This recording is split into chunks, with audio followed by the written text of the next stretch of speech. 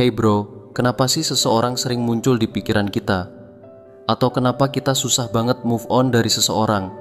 Buat kalian yang lagi penasaran sama perasaan sendiri atau bingung kenapa susah banget lupain seseorang, video ini pas banget buat lo.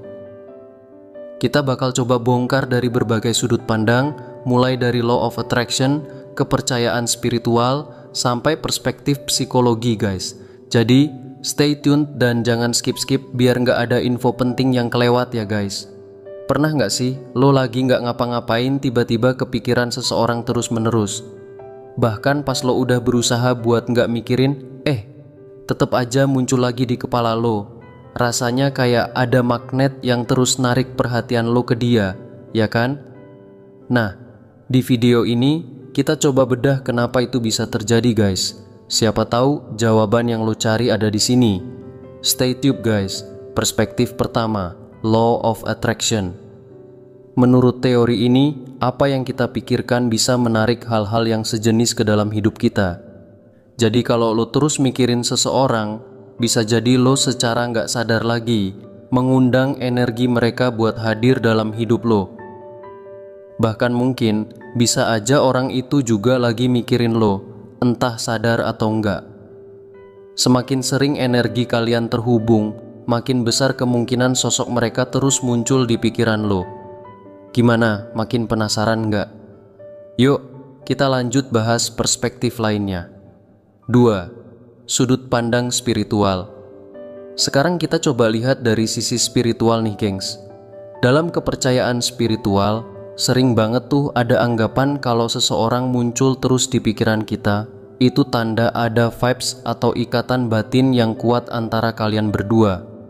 Bahkan ada yang bilang, kalau seseorang nongol terus di kepala lo, itu karena jiwanya lagi coba ngobrol sama lo di level yang lebih dalam. Ini sering disebut sebagai soul connection atau bahkan twin flame. Konsepnya, ada dua jiwa yang kayak terhubung banget, meskipun secara fisik kalian jauh. Buat yang percaya konsep soulmate, hubungan kayak gini dianggap sebagai tanda bahwa dia adalah orang yang seharusnya hadir buat melengkapi hidup lo. Seru kan? Siapa tahu orang yang sering kepikiran itu emang punya makna besar buat lo. 3. Dari perspektif budaya dan mitos. Di banyak budaya, ada mitos kalau seseorang muncul terus di pikiran kita, itu tandanya mereka lagi kangen sama kita.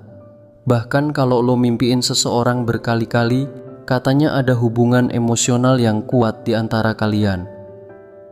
Ungkapan kayak hati yang terhubung nggak pernah jauh, itu muncul karena banyak orang percaya hati dan pikiran bisa terhubung secara metafisik. Walaupun nggak ada bukti ilmiahnya, tapi percaya atau enggak, banyak orang yang ngalamin hal serupa dan merasa relate banget. Jadi, apakah dia sering muncul di pikiran lo karena kangen atau ada ikatan batin tertentu? Coba deh renungin lagi, siapa tahu ada alasan yang lebih dalam di balik itu semua. 4.